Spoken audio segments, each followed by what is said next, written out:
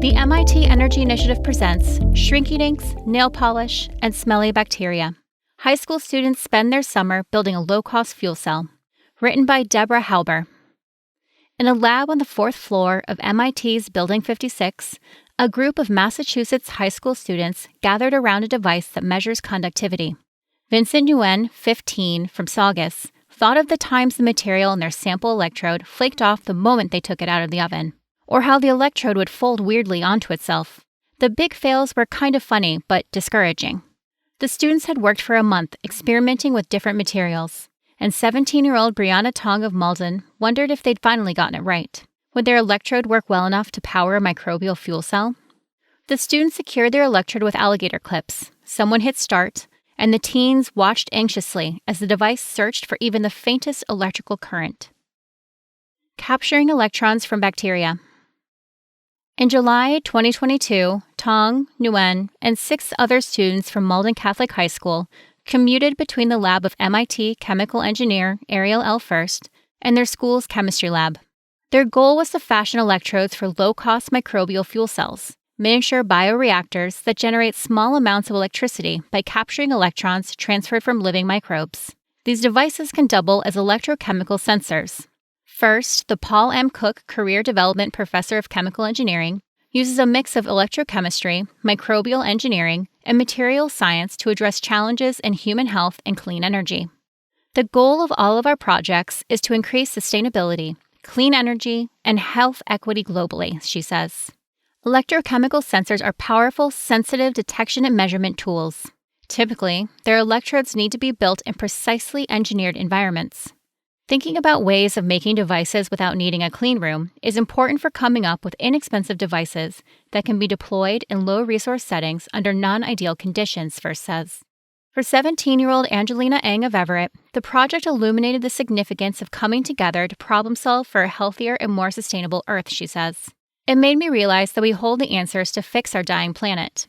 With the help of a children's toy called Shrinky Dinks, carbon-based materials, nail polish, and a certain smelly bacterium, the students got, literally, a trial-by-fire introduction to the scientific method. At one point, one of their experimental electrodes burst into flames. Other results were more promising. The students took advantage of the electrical properties of a bacterium, Shewanella oendensis, that's been called nature's microscopic power plant. As part of their metabolism, Shewanella oendensis generate electricity by oxidizing organic matter. In essence, they spit out electrons. Put enough together, and you get a few milliamps. To build bacteria-friendly electrodes, one of the first things the students did was culture Shewanella. They learned how to pour a growth medium into petri dishes where the reddish, normally lake-living bacteria could multiply. The microbes, First notes, are a little stinky, like cabbage. But we think they're really cool, she says. With the right engineering, Shewanella can produce electric current when they detect toxins in water or soil. They could be used for bioremediation of wastewater. Low-cost versions could be useful for areas with limited or no access to reliable electricity and clean water. Next-generation chemists. The Malden Catholic MIT program resulted from a fluke encounter between First and a Malden Catholic parent. Mary Margaret O'Donnell Zablocki, then a medicinal chemist at a Kendall Square biotech startup, met First through a mutual friend. She asked First if she'd consider hosting high school chemistry students in her lab for the summer. First was intrigued. She traces her own passion for science to a program she'd happened upon between her junior and senior years in high school in St. Louis. The daughter of a software engineer and a businesswoman, First was casting around for potential career interests when she came across a summer program that enlisted scientists in academia and private research to introduce high school students and teachers to aspects of the scientific enterprise. That's when I realized that research is not like a lab class where there's an expected outcome, First recalls. It's so much cooler than that. Using startup funding from an MIT Energy Initiative seed grant, First developed a curriculum with Malden Catholic chemistry teacher Seamus McGuire, and students were invited to apply.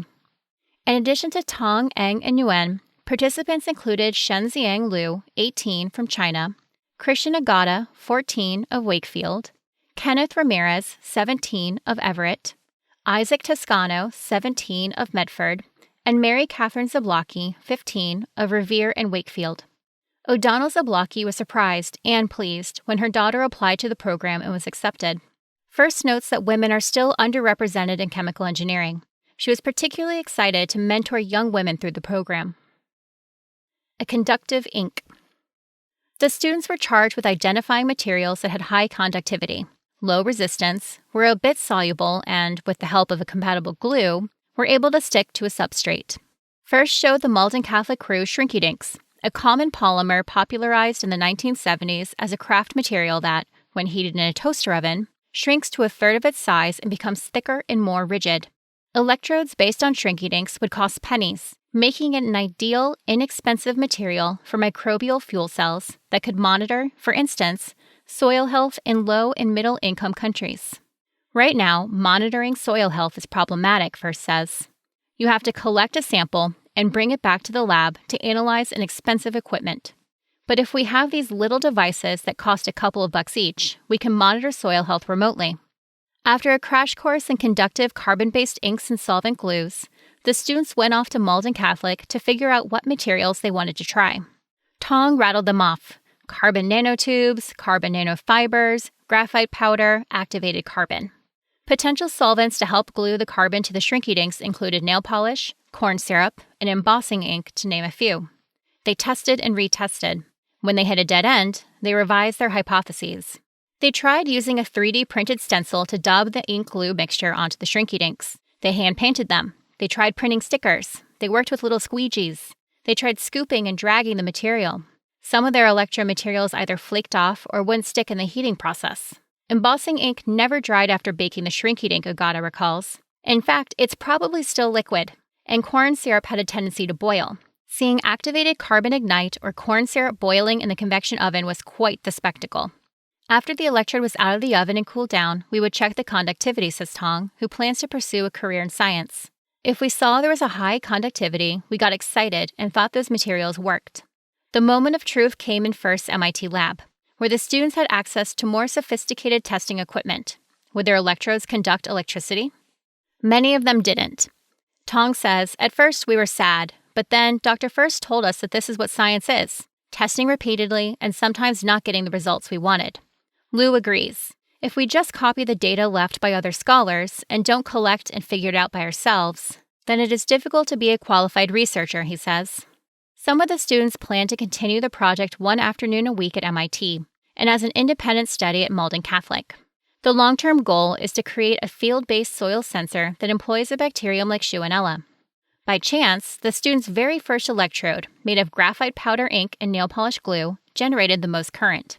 One of the team's biggest surprises was how much better black nail polish worked than clear nail polish.